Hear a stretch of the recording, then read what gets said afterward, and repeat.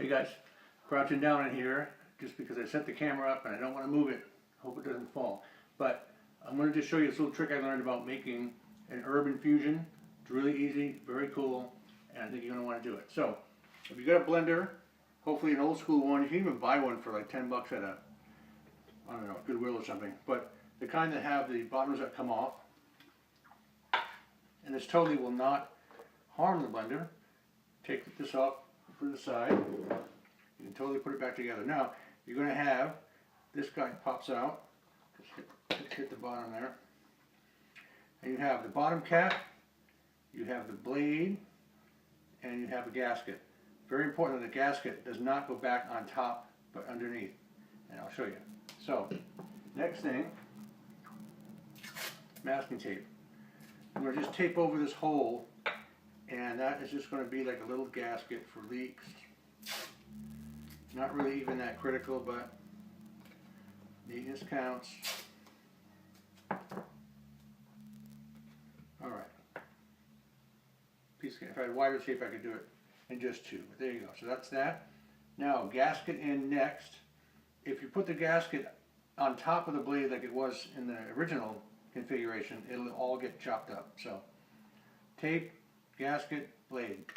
That's that. Now, jar. Any ball jar with a small hole, that's the only one that'll fit inside. The big ones won't fit. Any ball jar will work, any size will work. Even, believe it or not, I'll take this out just for showing. This is the jar that coconut oil came in, just regular old jar. That also fits. Alright, check that out. So any jar will really work. So I'm going to use this small canning jar, which I've been using, that's why it's kind of dirty. Whoops. Take your tape again, and just do the same thing on the threads.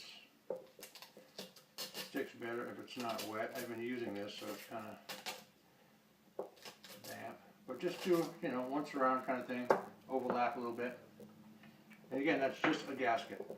So now, we're going to do oregano. Since Julie Gambino posted a nice oregano oil thing, keeping my cousin Keith all healthy, thank you. So oregano, you can use the leaves, flowers, even the little stems up top.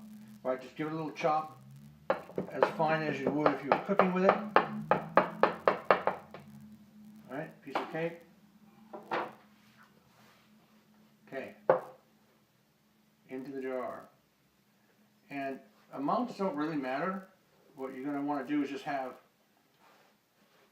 a lot more herb than oil. So that way you get a concentration.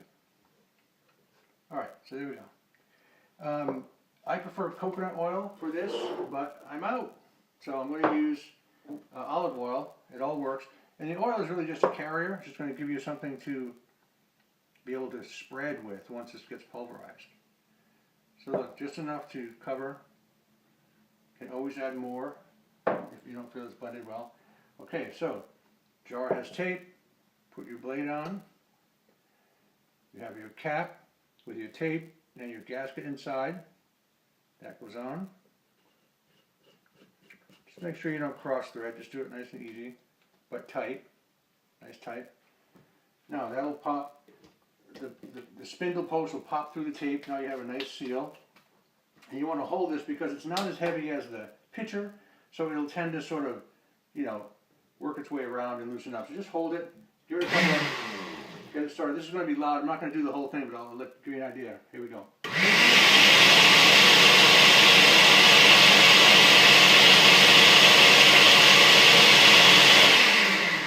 Alright, I would let that go, you know, probably for a good 5 minutes, 8 minutes. You really want to get it pulverized. I'm not going to make you listen to all that, but and depending on what you're doing, if you have like heavier sticks or whatnot, this can even get warm. Anywho, so there you go. So that is, you know, that's done. Here's one that I just did. This was in the last of the coconut oil I had, so this makes a really nice blend. And the good thing about coconut oil or olive oil, as well as the herb, they're both antimicrobial, antibacterial, so it's not going to go bad. It'll just sit there. And that's great for any skin abrasion, as well as like joint pain. So here's what I did with lemon verbena. Same thing, I just keep them on the counter, and these things are great for any skin thing you have at all. And you can even eat them. I mean, if I were rubbing a chicken, I could take this and rub it all over it and be great. So that's the kind of pharmaceutical you want. Anyway, thanks for watching.